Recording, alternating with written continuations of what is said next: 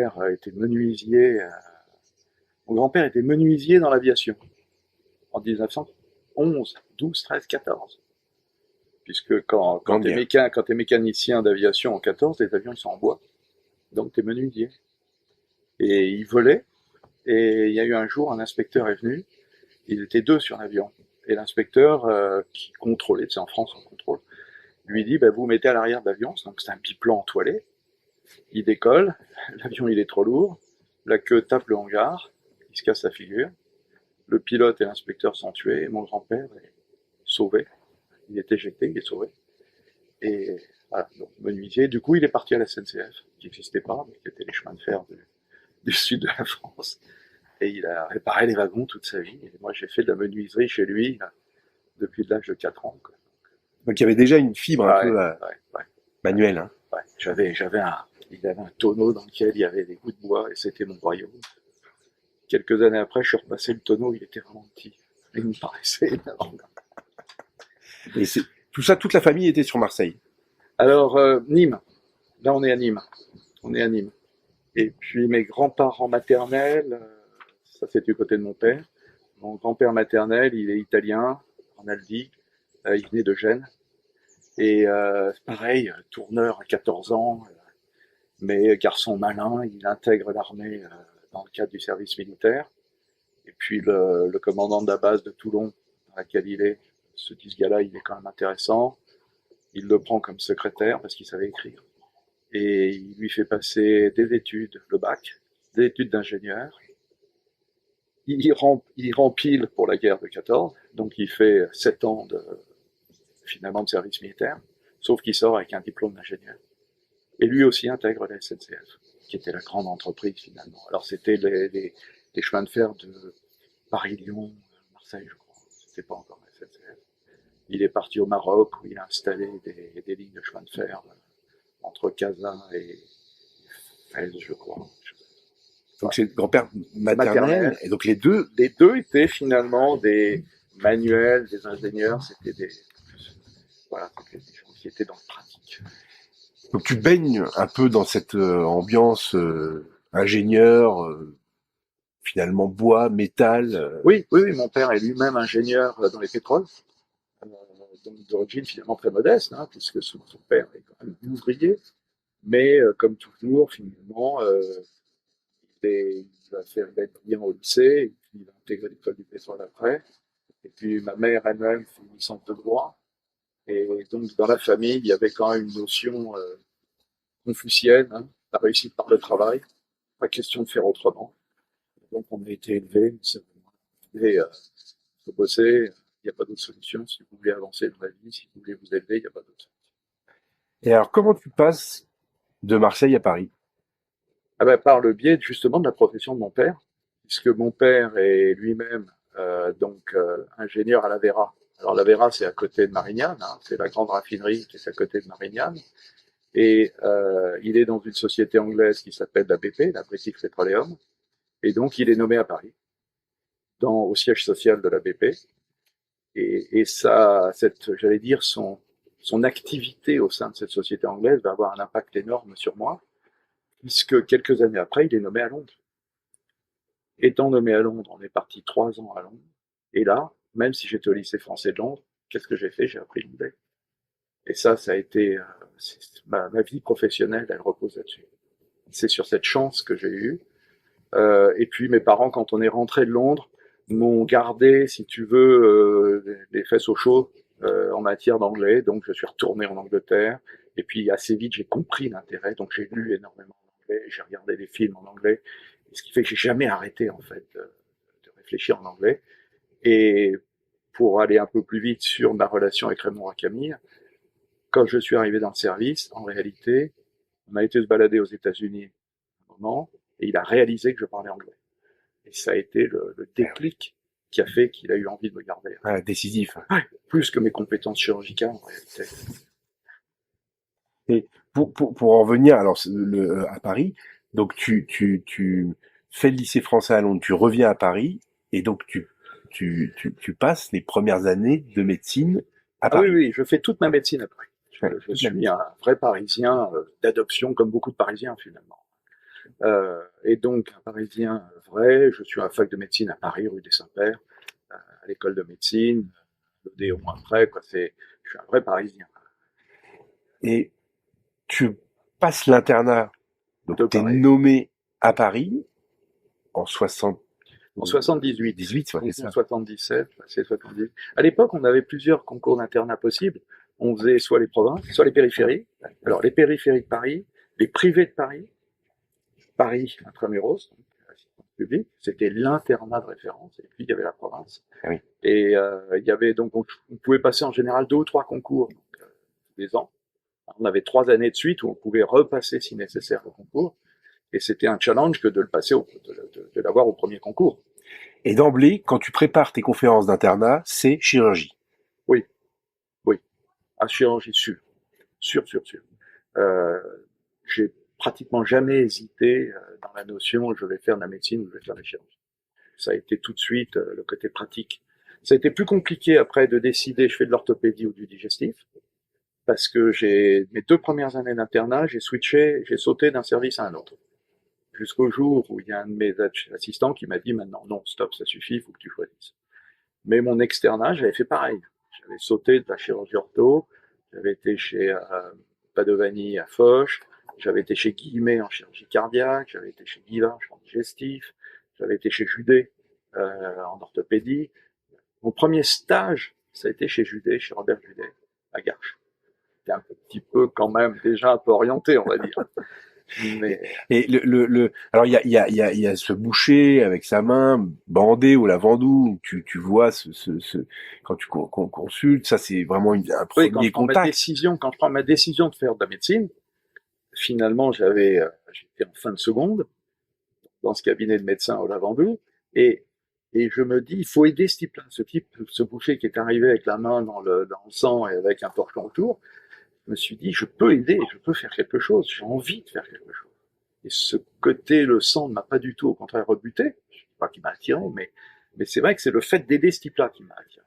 Ouais, aider les autres. Aider les autres. Ce qui avait été un de mes moteurs quand même plus jeune. Ouais. Aider les autres, ça a toujours été un élément qui m'intéresse. Donc nommé à l'internat de chirurgie à Paris, ce qui est quand même Ce qui n'était pas très simple à l'époque, ouais. ouais, Surtout au premier concours. Comment ça se passe quand on est interne de chirurgie à Paris? C'est on se l'imagine assez militaire finalement, quelque chose d'assez hiérarchique, ou alors c'est... Alors, oui, c'est très hiérarchique parce que nos patrons nous font peur. Les patrons, c'est les maîtres, c'est eux qui décident. Et on sortait de cette période où il y avait eu l'oral de l'internat. Et l'oral de l'internat, moi, je l'ai pas vécu. On est arrivé à une époque où, heureusement, quelque part, l'oral n'existait plus parce que j'avais aucun soutien, personne ne me connaissait. Alors, c'est pas plus mal, hein, ça repose uniquement sur tes compétences, ce qui, moi, j'aime bien. Bien sûr. Mais du coup, quand même, ça fait un peu peur. Alors, quand même, à ce moment-là, quand j'ai été nommé, j'ai pas été nommé dans les premiers. Hein. J'ai pas été... Bon, j'étais nommé, c'était ça qui était important. Mais du coup, les choix que j'avais n'étaient pas forcément des choix de Paris Intramuros. Et je me suis dit, mais autant en faire une richesse. Et donc, je suis parti à Corbeil-Essonnes. Et à Corbeil-Essonnes, je suis tombé sur un assistant qui s'appelle Philippe Jacob, qui a été ensuite chirurgien à Creil, qui est orthopédiste. Et pendant, en fait, 6 mois, eh ben, j'ai commencé à faire de la chirurgie sur les urgences. Il y avait énormément d'urgences et de traumatologie. Donc, avec Philippe, et sous sa houlette, j'ai réellement commencé à toucher l'orthopédie. À tel point que je suis même resté dans ce service 6 mois de plus. Ce qui est un peu surprenant, parce que rester dans un service de périphérie pendant 6 mois, mais je devais partir comme volontaire à l'aide technique aux Antilles, pour mon service militaire. Donc je m'étais pas trop mal débrouillé, j'avais rencontré Yves Catonnet, qui était jeune chef de clinique à ce moment-là, jeune chef de service à ce moment-là. Et Yves m'avait dit, bah écoute, oui, tu viens, je te récupère, tu auras 1 an d'internat, ça te donnera de la bouteille, et je te récupère à Fort-de-France. À l'époque, les techniques sont des techniques on privilégie, il n'y a pas encore l'ostéosynthèse comme on la connaît aujourd'hui. Oh si. Si, il y avait déjà l'ostéosynthèse. Si, Muller avait déjà édité ses règles, Kempf était déjà avec les clous. Mes premiers clous, je les ai mis à Corbeil dans des clous de tibia. Bon, c'était pas des clous dynamiques avec des vis de fixation, mais faisait des clous. Et la technique était déjà là. Oui, parfaitement structurée. Et la technique sous scopie, elle existait déjà. Alors non. Non. Ah non, non, non, non, non. Non, non. On était à un stade où la scopie n'était pas accessible. Elle existait, mais elle n'était pas accessible. Et on faisait des radios préopératoires. Oui. Donc on faisait de la radio. Donc tu prenais la plaque de radio, tu tenais la plaque de radio et la manip se mettait en face et elle faisait la radio et toi tu faisais l'écran. Quoi. Et alors on était prudent, raisonnable. On savait quand même ce qu'on faisait. Mais les premiers amplis, moi, je les ai eus à la Pitié quand j'étais chef de clinique en 80, médaille d'or de moi, puis chef de clinique en 82, 83. Ah oui. Ah oui. Parce que justement, juste pour poser un peu les choses, le diagnostic était uniquement radiographique. Oui, alors tu touches un point qui est très important, qui est finalement comment l'évolution de l'imagerie a transformé notre pratique chirurgicale. Et tu as totalement raison, on a à la base fonctionné sur des radios standards, sur des tomographies. Les tomographies étaient des coupes qui étaient soit sagittales, soit coronales, et qui nous permettaient de mieux voir les détails. Et puis, on a vu arriver, il n'y avait pas l'échographie bien sûr, on a vu arriver le scanner, et à la Pitié, quand je suis arrivé comme, donc en 82 comme médaille d'or, il y avait qu'un scanner crâne. Et dans le scanner crâne, on poussait un peu le malade pour arriver à attraper C1, C2 et C2, C3. Et quand on avait ces trois vertèbres, on était fou de joie. Parce qu'enfin, on voyait correctement les choses. Sauf que les images étaient tellement mauvaises, les reconstructions, c'était des coupes à 5 mm. Donc, si tu veux, la qualité. Donc, on disait, moi, je me souviens avoir fait un papier à l'époque en disant, la tomographie nous apporte plus d'informations que le scanner. Et puis, donc, le scanner a bien sûr progressé. Et en 89-90, on a eu enfin l'IRM, qui était, alors à Paris, pour te donner un ordre d'idée, l'IRM, elle était au Val-de-Grâce, et c'était la seule IRM de Paris. Et c'est vrai que la possibilité d'accéder à cette IRM, alors elle était intéressée des deux côtés, parce que finalement, Cosnard au Val-de-Grâce, il n'avait pas de recrutement spécifique, c'est un radiologue, il n'avait pas de recrutement spécifique sur le rachis. Nous, on était à la Pitié, il y avait un tout petit peu de recrutement rachis, et donc c'était vraiment un deal gagnant-gagnant pour tout le monde. Et on a commencé à découvrir ces images de discopathie, où au début on s'est dit c'est des spondylodycites, on a été ponctionné un certain nombre de patients en disant il y a une infection, mais non, c'était les images typiques T1, T2 qu'on connaît aujourd'hui. Oui, parce que ça avançait, et oui, finalement. Et si tu veux, ça nous a permis vraiment de comprendre de mieux en mieux, en fin de compte, la physiopathologie, en fait. Parce qu'au début, comme je te dis, tu posais l'indication d'une arthrodèse sur une radio standard. Parce qu'il y avait une discopathie, parce qu'il y avait une instabilité avec un glissement, des choses comme ça. Mais en réalité, ça s'arrêtait là. Et l'IRM nous a amené petit à petit une bien meilleure connaissance de l'aspect du disque. Alors comme d'habitude, au début, elles faisaient 0,5 Tesla, hein, les IRM, et puis petit à petit, elles se sont améliorées. Mais ça a été une véritable transformation pour nous, chirurgiens. On a compris de mieux en mieux ce qui se passait. Et moi, je peux même aller plus loin dans cette évolution de l'imagerie. Moi, la dernière étape de mon évolution personnelle, ça a été les logiciels de visualisation des images. Quand tu as des logiciels tels que le BrainLab, pour pas le nommer, qui est le dernier logiciel que j'ai eu dans une bonne dizaine d'années, qui te permettait simultanément de voir l'axial et le sagittal, ou même coronal, en simultané, de descendre, et de ne pas avoir à chercher le niveau de ta coupe. Les premières IRM, il y avait des numéros. Et il fallait regarder les numéros sur les traits pour arriver à savoir quelle était la coupe. C'était l'enfer. Et là, brutalement, on s'est mis à tout voir en simultané. Et donc, vraiment, souvent on me pose la question de quelle est la grande transformation qu'il y a eu pour vous ces dernières années. Alors, le tout début, ça a été l'ostéosynthèse. Alors, j'ai baigné dans le pédicule vertébral tout de suite. On va y revenir. On va y revenir. Ensuite, il y a eu le CD, il y a eu le tétrade boussé, je t'en aussi, mais vraiment, pour moi, ça a été cette capacité de l'imagerie avec les softwares, avec les logiciels, pour voir et pour réellement visualiser les choses dans l'espace. Et ça a été fondamental. Et là, j'étais à la Softcote et puis à la North American Spine il n'y a pas longtemps, et je voyais encore maintenant ces navigations, ces nouvelles navigations, et même ces robots, qui sont des bras robotisés, il est clair qu'il y a encore des améliorations qui sont en train de se faire. Il y a une possibilité avec cette visualisation augmentée. J'étais chez Brainlab une fois de plus. J'étais impressionné par ce que ça donne et surtout la facilité d'usage. Parce que c'est très beau d'avoir des beaux logiciels, il faut que ce soit facile. Ergonomique, bien sûr. Ergonomique. Et on a installé en salle de staff, il y a maintenant une bonne dizaine d'années, un 85 pouces, qui était probablement l'un des plus grands écrans dans une salle de staff. J'avais financé ça avec un don. Et je dois dire que ça nous a transformé la vie. Je veux dire, au staff, tout le monde voyait vraiment toutes les images. Voilà, donc l'imagerie. A changé ta pratique. Ah oui, moi, Alors c'est un élément fondamental de la pratique. Ouais, et puis, cette histoire de 2D en temps réel, oui. Nous, on a baigné dedans d'emblée. Mais l'idée, c'est que vous arriviez, et il y a aussi l'approche lésionnelle, c'est-à-dire que l'imagerie change votre idée de la lésion, qu'elle soit dégénérative, tumorale ou Absolument. J'ai pas parlé du scanner où jusqu'à présent t'es un peu éludé finalement le scanner. Le scanner, ça reste vraiment l'os. Et dans le processus arthrosique, c'est le scanner qui est le plus intéressant finalement, puisque c'est lui qui va nous montrer les ostéophytes, qui va nous montrer tous les éléments osseux qu'on ne peut pas négliger, qui sont partie intégrante. Ouais. Mais c'est vrai que toutes ces imageries, elles sont bien complémentaires. C'est amusant, on parlait d'examens complémentaires. Quelques années, c'était la référence, la radio, tout ça, c'était des examens complémentaires. Et en réalité, ça portait merveilleusement bien son nom. Les imageries sont complémentaires les unes des autres, et on ne peut pas se passer de l'une sans l'autre. Et donc, ça a vraiment été un des éléments fondamentaux décisif.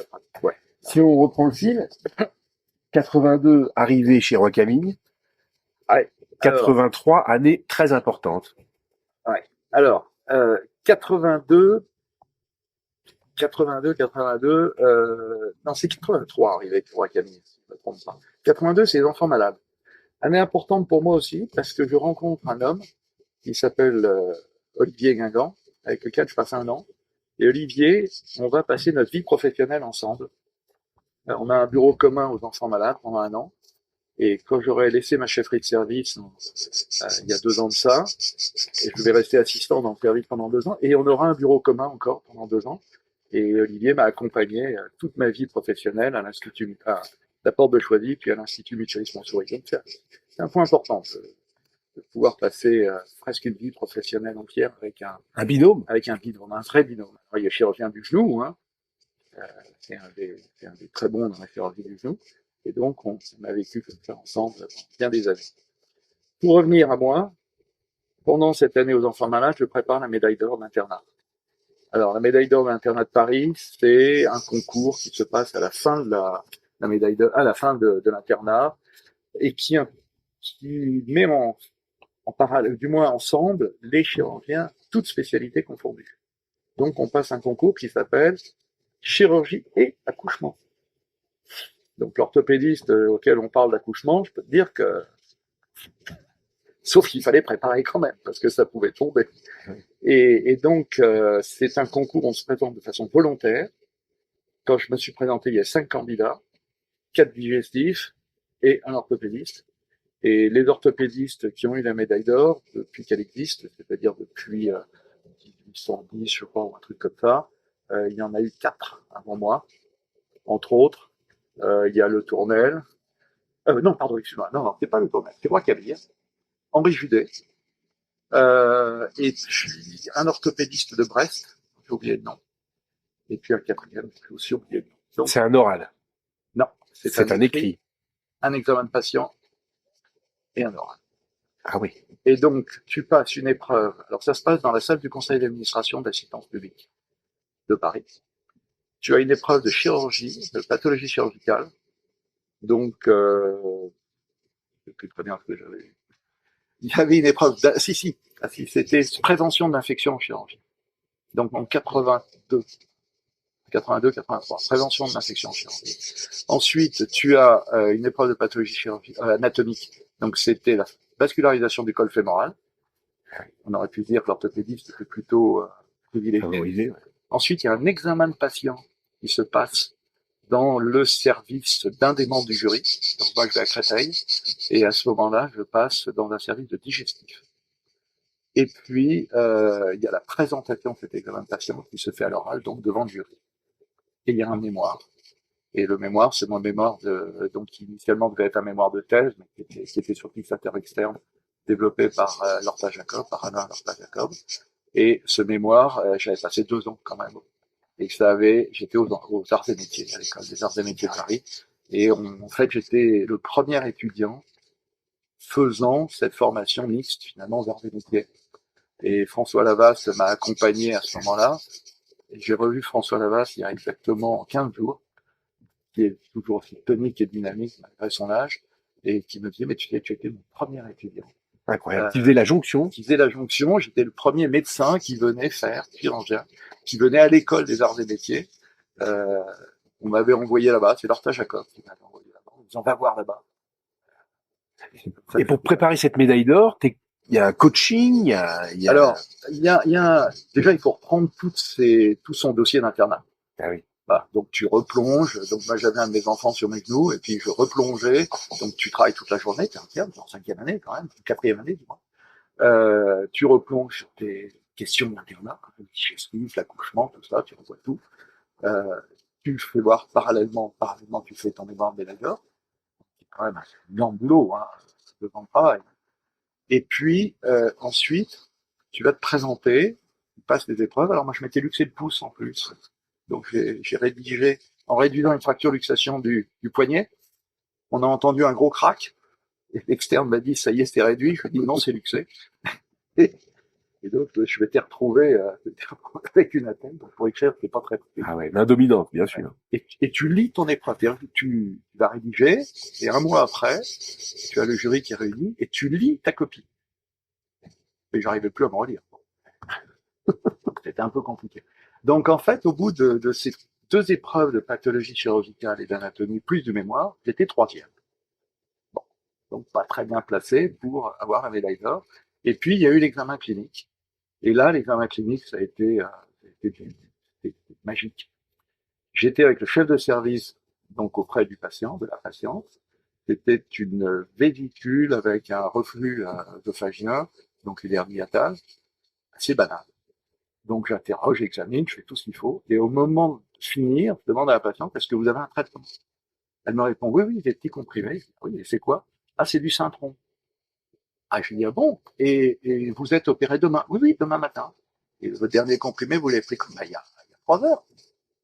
Et alors là, j'ai pris sur moi d'expliquer à la patiente qu'elle n'allait pas être opérée.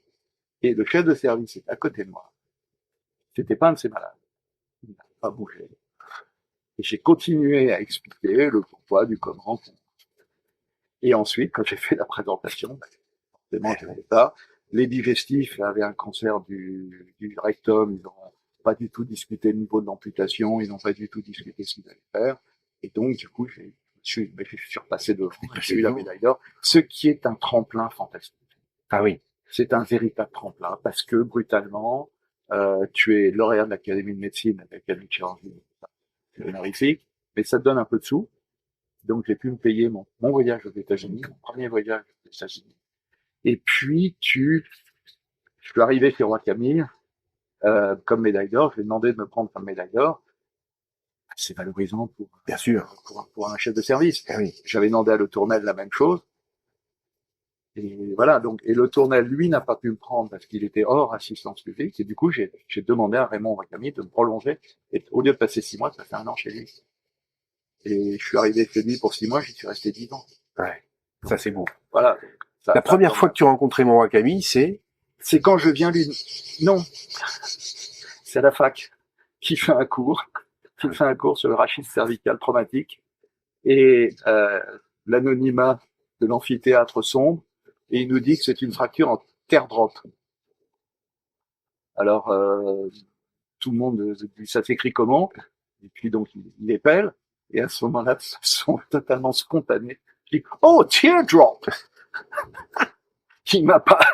Bon, je pense qu'il a été un peu vexé, mais il n'a pas vu qui c'était. C'est la première fois que je l'ai vu. Il n'a pas identifié, ouais. Il n'a pas pu m'identifier.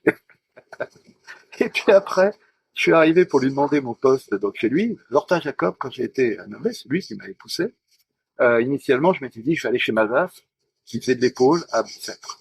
Et quand je dis ça à Lorta, Je dis, non, non, non, tu vas pas, tu vas à la concurrence. Ah oui. Et puis, non, j'ai pas envie d'y aller à la concurrence, c'est des fous, ils opèrent tout, j'ai pas envie. Si, si, tu vas à la concurrence, tu vas chez Roi Camille et tu vas chez Le Tournel. Pas le choix. Pas le choix. Bon. Donc, je prends rendez-vous, j'arrive chez Roi Camille. Alors, j'avais mon attel, sur la main, et on m'avait dit, chez Roi Camille, ils opèrent tout. Donc, je vois Raymond qui m'accueille très gentiment, comme je sais faire, et puis je planque un peu ma main dans mon dos, jusqu'au moment où elle réapparaît, et Raymond me dit, qu'est-ce que tu as? Je dis, Monsieur Luxé, là, mais pas à Carrefour Saint-Étienne. Il dit, ah, il faut t'opérer. Ah. Je me suis dit, ouais, ils opèrent vraiment tout. Voilà. Mais ça s'est transformé ensuite, comme je te l'ai dit, une histoire d'amour, puisque j'ai resté effectivement 10 ans. Et alors, quels sont les souvenirs que tu peux garder de cette collaboration? Parce que finalement, tu l'estimes comme le mentor, Ah oui. Pour te le résumer, c'est très simple. J'ai passé mon internat à regarder mes patrons en me disant, est-ce que j'ai envie d'être comme eux? Et jusqu'alors, la réponse était non. Le jour où je suis arrivé chez Raymond, je me suis dit, alors là, s'il y a un modèle que je veux absolument copier, c'est celui-là. Et je veux être comme lui. Voilà. Ça serait humain. C'est une immense admiration pour un homme qui était gentil, humble, séducteur, séduisant l'homme comme la femme. Mais cette séduction, qui n'est pas une séduction sexuelle, qui est une séduction intellectuelle, qui savait vivre. Le jour où il a été enterré, j'ai dit à son épouse, j'ai dit, vous savez, il a fait de moi un homme. Dans toute la dimension. Il m'a appris à aller au restaurant et à regarder une liste de vins. Il m'a appris à vivre, il m'a fait me comporter. Ça a été un véritable degré. C'est une influence incroyable. Alors lui-même, il fait partie donc des monstres sacrés de l'orthopédie française. T'as quelques petites bribes biographiques. C'est un fils de médecin. Alors oui, non, pas du tout. Son oncle est médecin. Son oncle est médecin, donc il est antillais. Il est métis.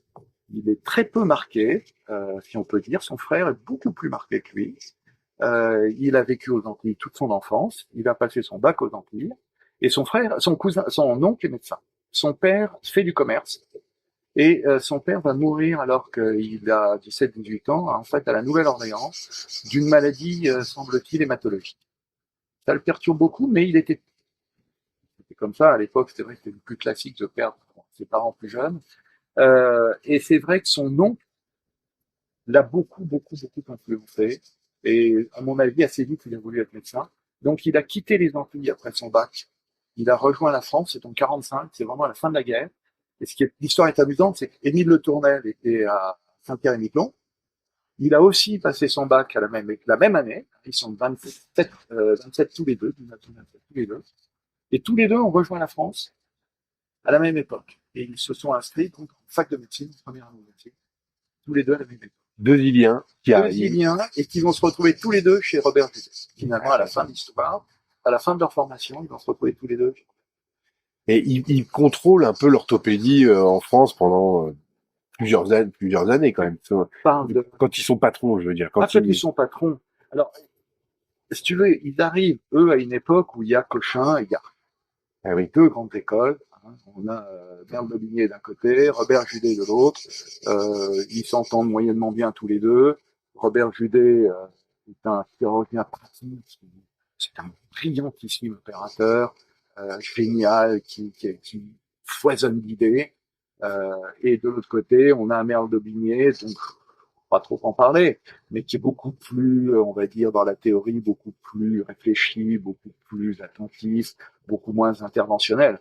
Et un jour, c'est Raymond qui m'avait raconté cette histoire, Merle Daubigné dit à Robert Judet, tu fais du no-touch? Et Robert Judet lui a répondu, non, de la chirurgie. Voilà, je crois que ça résume très bien l'opposition entre les deux, quoi. Ouais. À l'époque, il y avait quand même une concurrence assez féroce. Féroce. On rentrait en religion. On était dans une école, et rappelle-toi, quand je t'ai dit, Lorta Jacob m'a dit, tu vas à la concurrence, moi j'étais dans cette école de Cochin, à la base. Martin Jacob était l'agrégé de Ramadier. Ramadier était l'agrégé de Merdevigné. Et comment expliquer ça? C'est le tempérament? Ils étaient assez hégémoniaques, hein. Ils s'écoutaient pas trop. Ouais.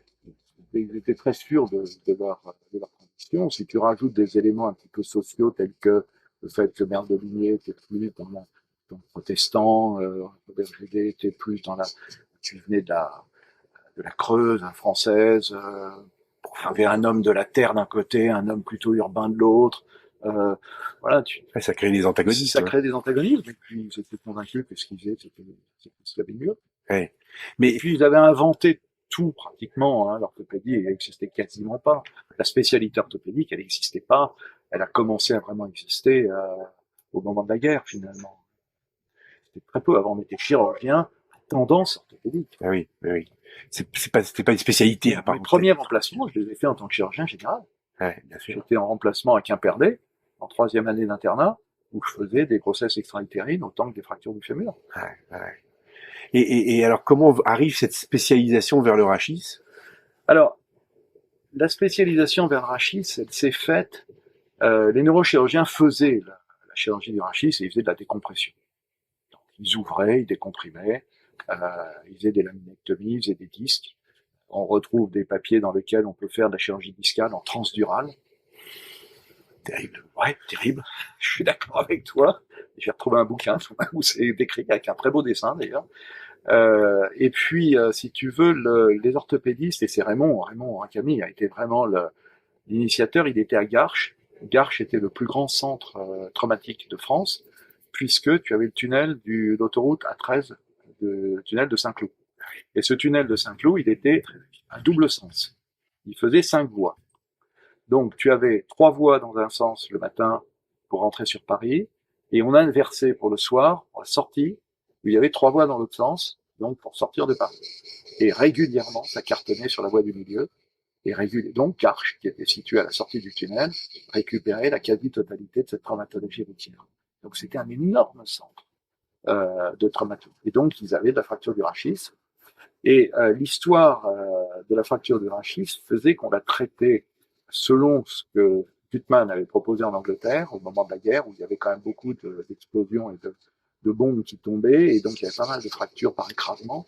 Et Gutmann en Angleterre avait proposé de garder les patients allongés pendant 3 mois et de les nurser. Et donc c'était pas un abandon, c'était vraiment un nursing actif. On positionnait le patient sur le côté, on le retournait toutes les heures, toutes les 2 heures. Sans immobilisation. Sans immobilisation. Et on attendait que la fracture consolide. Et elle consolidait. Sauf que au moment, finalement, où, à la fin de la consultation, il y avait des calicieux, il y avait des compressions nerveuses résiduelles, il y avait des douleurs neurogènes involontables. Et quand moi je suis arrivé dans le service, ça existait encore, ces maladies.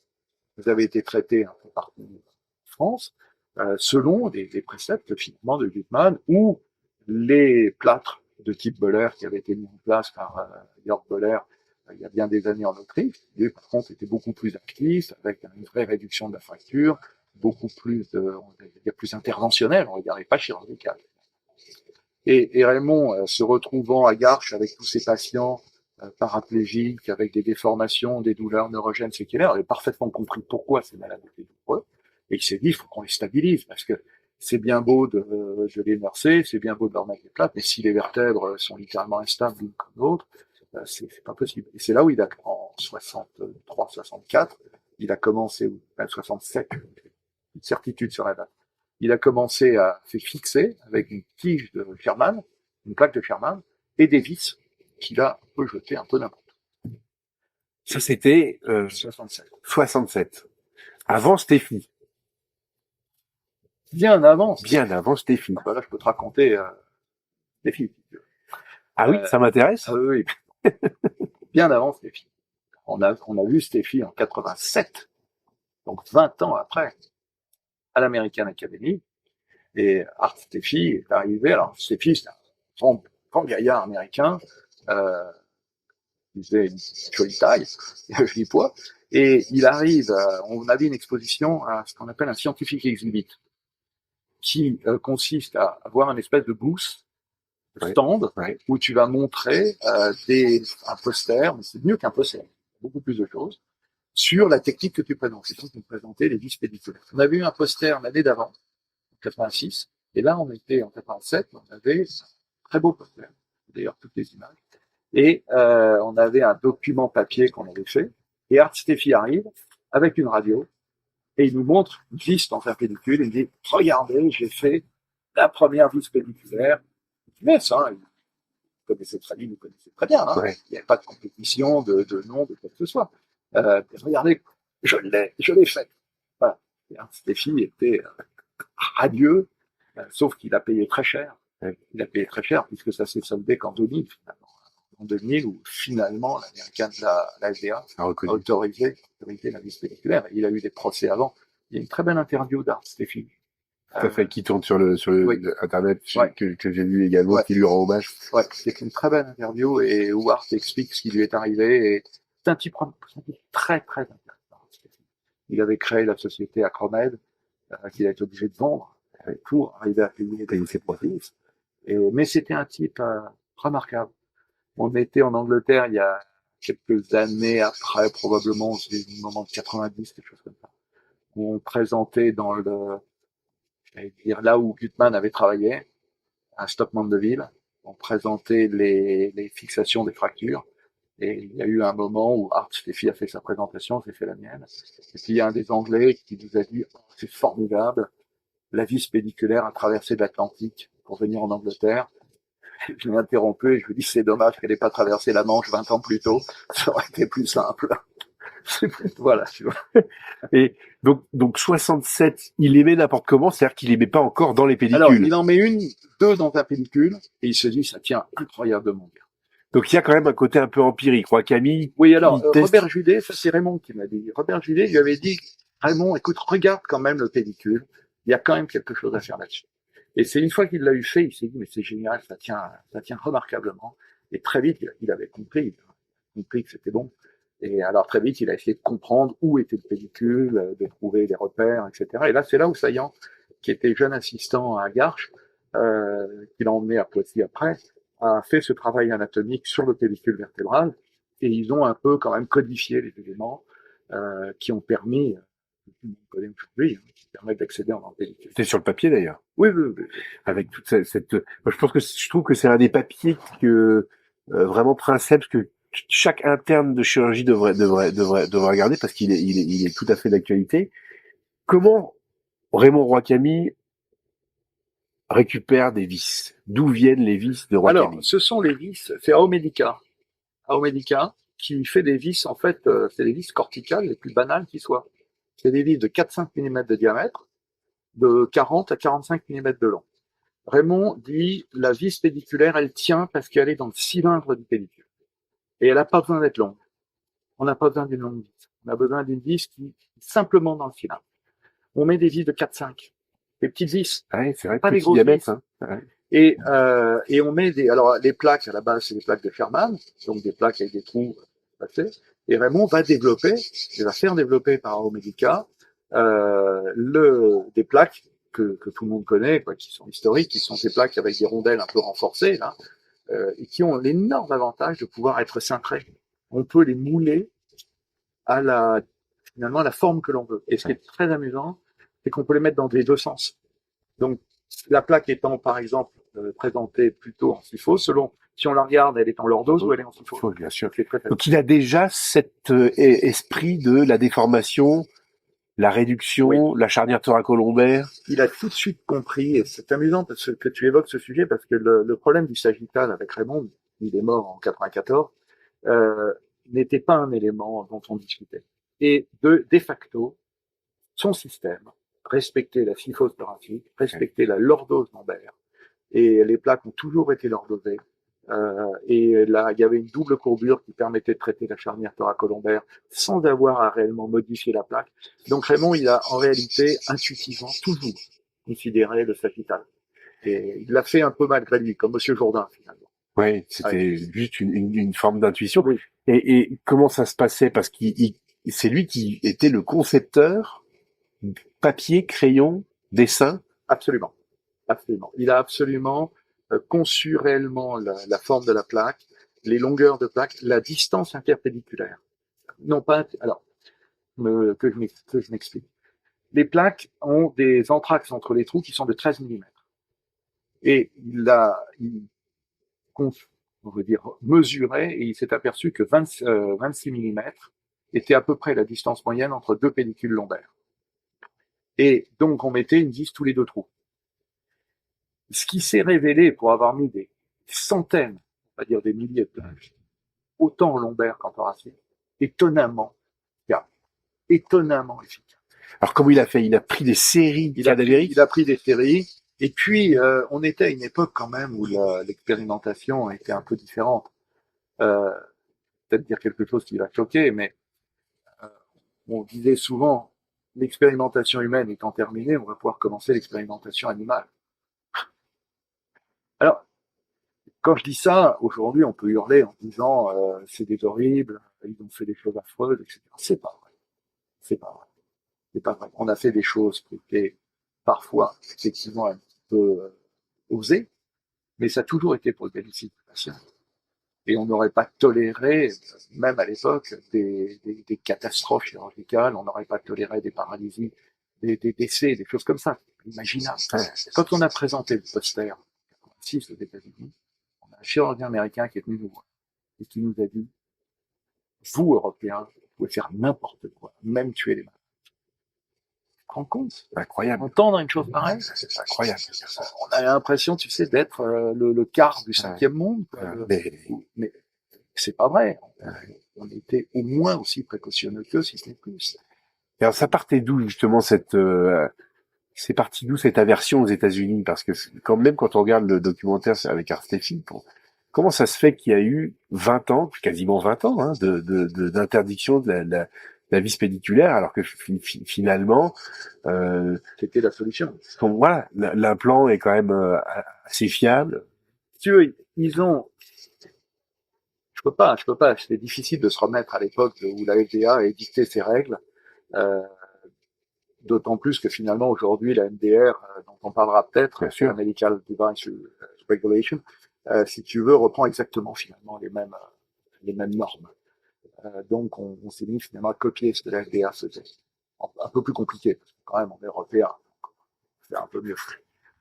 Mais la FDA, c'est un organisme qui est quand même là pour protéger effectivement l'utilisateur, donc pas l'utilisateur, le patient. Et les règles qui ont été édictées ont été très strictes, mais ces règles, elles n'ont pas été édictées par n'importe qui. Elles ont forcément été édictées par les chirurgiens. Il ne faut pas croire que d'un côté, il y a des technocrates et de l'autre, il y a des médecins. Il y a des liens entre les deux. Il y a toujours des médecins qui conseillent la FDA et c'est normal. Et donc, en fait, il y avait quand même une certaine, on va dire, un certain retard par rapport à d'autres, par rapport à l'Europe notamment dans ce domaine. Et je crois que c'était un précaré. Ils voulaient pas.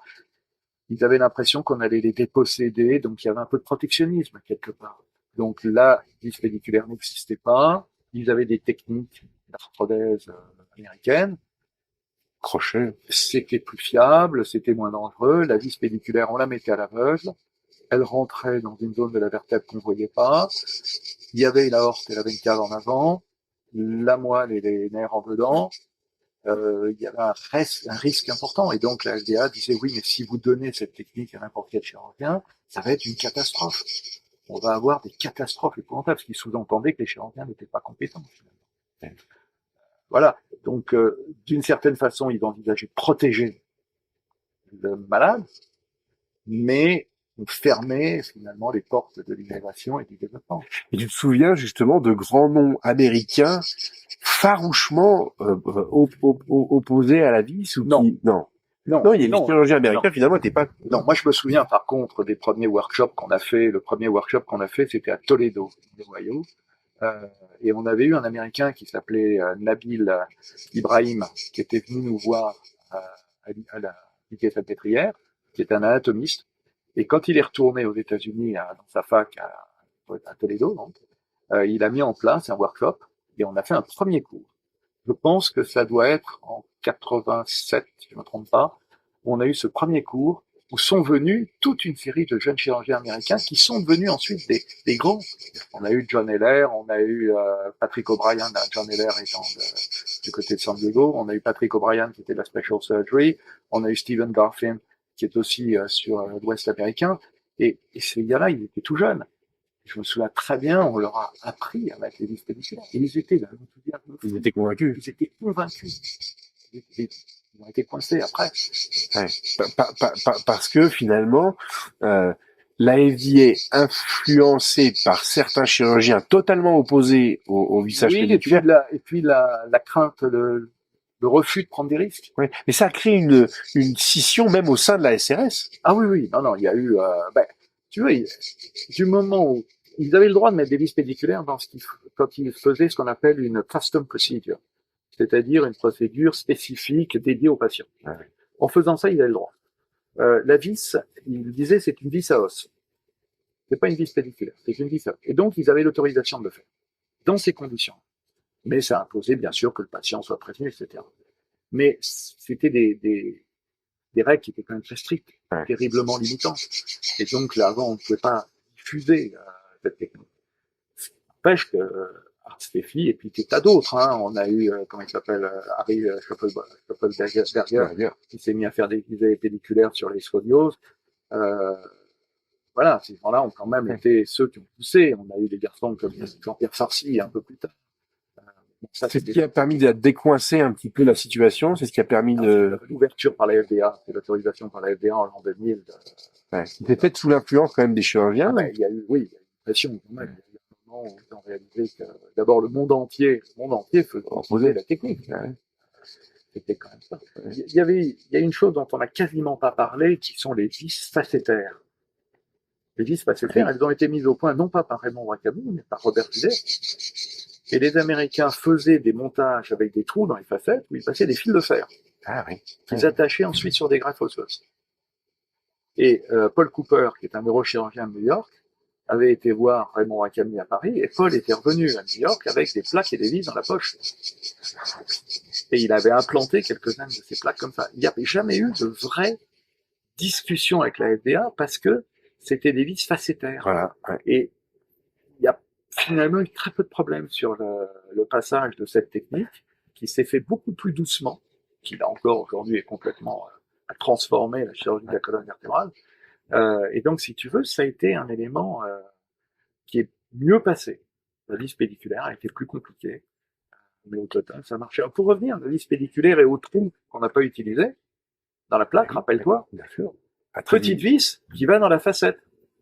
Et si possible, qui traverse l'articulation interfacétaire et qui accentue l'arthrodèse. Ah ouais, qui accentue la fixation, c'est-à-dire qu'il avait vu qu'à 13 mm, on pouvait mettre la vis facétaire. Et alors il y avait une certaine polyaxialité. Il y avait une polyaxialité de la vis dans la plaque, effectivement, mais il n'y avait pas de système anti-recul. Donc la vis pouvait reculer. Mais il y avait une polyaxialité qui était importante et qui a été un élément fondamental. Pourquoi les montages finalement tenaient et les vis résistaient alors qu'elles n'étaient pas grosses. Et puis, pour continuer sur l'utilisation de la vis facétaire, les premières arthrodèses lombosacrées que Raymond a développées, il y avait une plaque d'un côté, avec une vis pédiculaire, une vis facétaire, et de l'autre, et puis la fixation lombosacrée avec deux vis dans l'aileron sacré, des petites vis, des 3-5. Et de l'autre côté, on faisait simplement une greffe et on vissait les facettes articulaires directement. Donc on faisait une petite vis transfacétaire, 4-5 par exemple, et 5A, plus de la greffe osseuse. Avec des résultats tant sur le traumatique, mais aussi sur le traumatique. Là, je parle de dégénératif. Ah oui, parce que ça a développé également l'indication dégénérative. Alors, tu touches un point très important. Effectivement, le début, ça a été de la traumatologie. Et très vite, très vite, on a compris une chose, et moi je me souviens très bien quand je suis arrivé à la Pitié en disant, mais maintenant qu'on sait fixer la colonne vertébrale, on peut tout faire. Et on s'était mis à démarrer la fixation des métastases. Ça, c'est encore un sujet impressionnant et important. Et on s'est aussi mis, si tu veux, à faire du dégénératif. Et l'arthrodèse lombosacrée, il faut quand même se souvenir qu'à ce moment-là, l'arthrodèse lombosacrée, quand j'étais à Prosparé, carrément fait Grenadier, on abordait le rachis lombosacré, on décortiquait, on cassait les articulaires postérieurs, on mettait un peu de greffe, on fermait, debout, c'était fini. Puis on était étonné parce que ça pseudarthrosait. Eh oui, plâtre, même pas, ouais. Si on mettait des plâtres, on mettait des trucs comme ça, et ça pseudarthrosait. Et si tu veux, c'était malade, c'était horrible. Ouais, c'était pas horrible, chirurgie. Mais c'était ça, l'arthrodèse d'Ambo-Sacré. Eh oui. Donc, si tu veux, ça changeait quand même sérieusement les choses, hein. Pareil pour la lysismique, pareil pour les instabilités, pareil Alors, pour... la lysismique était dans l'ensemble, ils essayaient de pas les opérer. Et puis, celles qu'ils opéraient, il y avait un peu, on n'opérait pas beaucoup. Ouais. C'était quand même, on savait que c'était un truc où il fallait d'y aller. On décomprimait beaucoup, donc on créait des instabilités. Ouais. Et puis ensuite, on espérait que ça allait se stabiliser. Parce qu'on se souvient Meillarding qui avait décrit justement cette arthrodèse postérolatérale non instrumentée, en mettant les malades au lit. Et donc là, vous vous dites, on peut le faire en traumato. On s'est mis. Alors, on était à la Pitié. Donc, si tu es à la Pitié, tu avais la cancéro. Oui, les métastases. Il y avait notamment Savoie, qui était l'oncologue de la thyroïde. Et Savoie nous a beaucoup présenté des patients parce que les thyroïdes, elles étaient tellement ostéolytiques, si tu veux, que il fallait vraiment les stabiliser. Et les neurochirurgiens faisaient de la décompression, ça se tous partait tous déformés, déplacés après. Donc c'est une catastrophe. Donc on s'est retrouvé dans cette situation de vraiment de pionnier. On avait acquis une méthode qui permettait de fixer. On n'avait pas de problème de régulation, comme la FDA ou des choses comme ça. Et des patients, on savait pas quoi en faire, tellement on en avait. Et les équipes autour de nous à la Pitié ont très vite compris qu'on était capable. Et finalement, c'est surprenant, il y avait 2 services de neurochirurgie, en plus de l'orthopédie. Ah oui. Et en l'espace de quelques années, finalement, toutes les équipes médicales de la Pitié ont compris que dès qu'il s'agissait de la colonne, il fallait aller chez Rocket. Ouais, finalement, vous les aviez dépossédés. Oui, mais c'est surtout que c'était le bon sens, si tu veux. Et les neurochirurgiens ne nous ont jamais tenu rigueur de ça. Au contraire, moi j'ai été opéré en neurochir chez Pertuisé, j'ai été leur donner un coup de main régulièrement. Les neurochir nous ont envoyé leurs internes, Philippe Cornu entre autres, qui est devenu chef de service ensuite à la Pitié. Tous ces garçons finalement ont très vite compris l'intérêt que la fixation de la colonne apportait et le plus l'amélioration considérable.